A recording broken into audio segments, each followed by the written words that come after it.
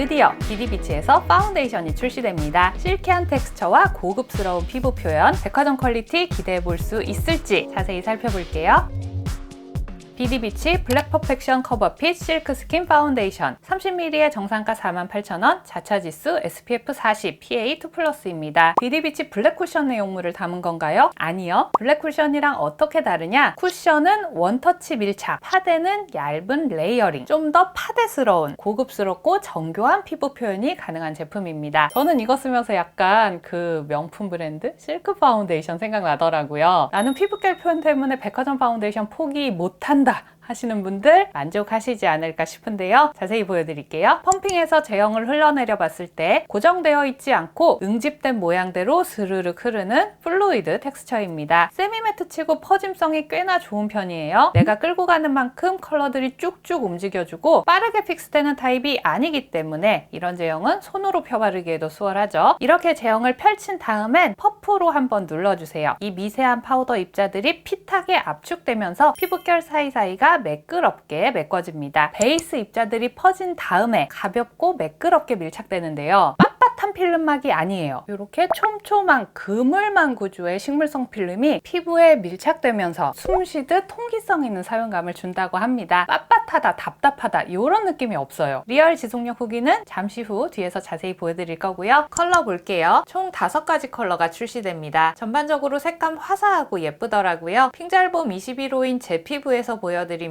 17N 페어는 15에서 17호 밝기 화사한 페일 아이보리 컬러고요. 19N 포슬리는 17에서 19호 밝기의 뉴트럴한 색감, 21NC 베이지는 화사한 21호 밝기의 살짝 핑크빛이 감돌고요. 21N 아이보리는 자연스러운 21호 밝기의 뉴트럴 베이지입니다. 23N 샌드는 23호 밝기의 붉은기 없는 샌드 베이지 컬러입니다. 제 피부에서는 21NC 컬러가 가장 예쁘게 잘 맞았고요. 베이스 밝게 하고 싶은 날엔 19N 컬러도 괜찮았어요. 시간이 지났을 때 밝기가 많이 다운되거나 하지 않고 다크닝이 거의 없기 때문에 호수 올릴 필요 없이 딱 맞는 호수 사용하셔도 좋을 것 같아요. 2시간 후나 바른 직후나 색감이 거의 비슷하더라고요. 블랙 쿠션과 컬러 차이 궁금하실 것 같아요. 19N은 파운데이션이 좀 더 화사하고 뉴트럴한 색감이고요. 쿠션 21N 쓰시는 분들은 동일 호수는 파운데이션이 조금 더 웜한 색감이라 21NC가 더 잘 맞으실 것 같네요. 퍼짐성이 좋다 그랬잖아요. 그래서 피부 표면이 너무 미끌미끌한 것보다는 깔끔하게 마무리해 주시는 게 좋습니다. 피부와 파우더 사이의 접착층이 촉촉해요. 스킨케어 성분 68% 구성의 오일 코팅이 된 파우더라서 세미매트 파데 치고 속이 당기거나 건조하진 않더라고요. 건조함 걱정 없이 피부가 되게 편안하다라고 느끼실 거예요. 피부 타입에 따라 유분감은 조절해 주시고요. 어떻게 발라도 상관은 없고 마무리할 때 퍼프만 잘 눌러주시면 되는데요. 빨리 픽싱되는 제형이 아니라서 이렇게 손으로 펼쳐낸 다음 퍼프로 밀착해서 써도 좋아요. 투명감 있게 두께감도 조절해 보실 수 있습니다.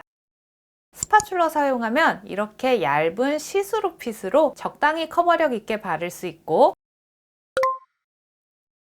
제가 가장 선호하는 방법은 이 스파츌러 브러쉬를 사용하는 건데요. 이렇게 파운데이션을 적당량 묻혀내서 얼굴 외곽에서부터 슥슥 빈틈없이 발라놓습니다. 신경 써서 바르지 않아도 일정한 두께로 잘 퍼지더라고요. 이렇게 펼쳐놓은 다음 퍼프로 톡톡톡 두드리면서 베이스를 밀착시킵니다. 투명한 듯 되게 맑고 가볍죠. 결자국 좀 남아있어도 어떤 도구를 써도 퍼프 누르면 알아서 예쁘게 정돈되는 타입이라 정말 바르기 편하실 것 같아요.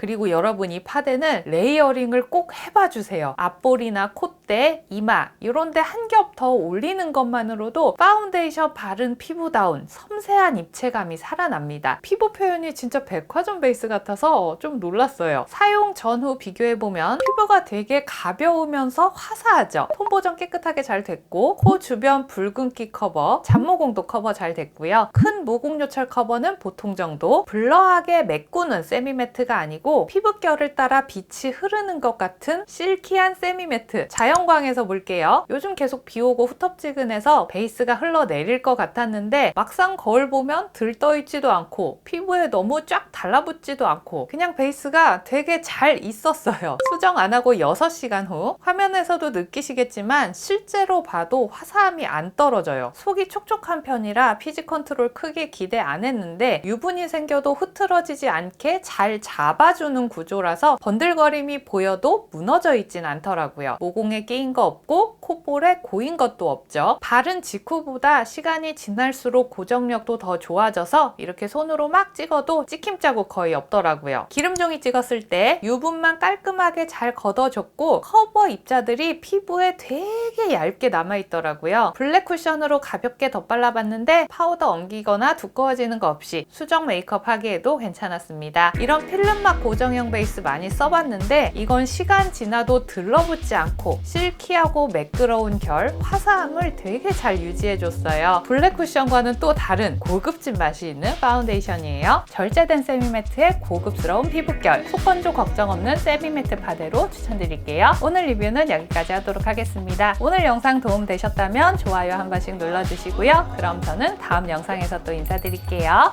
안녕!